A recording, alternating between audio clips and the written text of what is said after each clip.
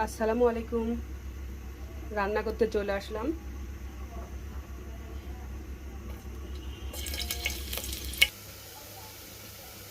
পেঁয়াজটা ভাজা হয়ে গেছে, এখন জিরা বাটা,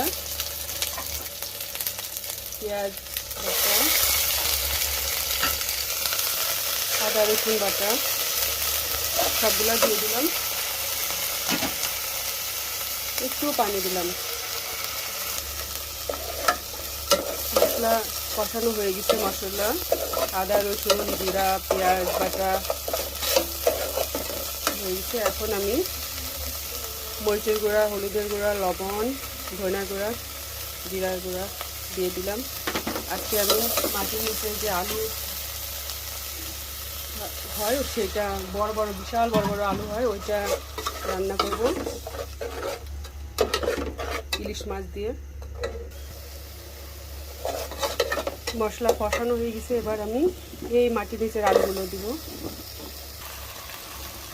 কষানো হয়ে গেছে, এই আলুটার নাম হলো গড় আলু। এখন আমি পানি দিয়ে দেব।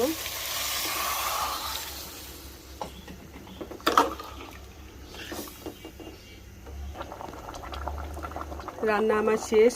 গড় আলু রান্না করলাম ইলিশ মাছ দিয়ে।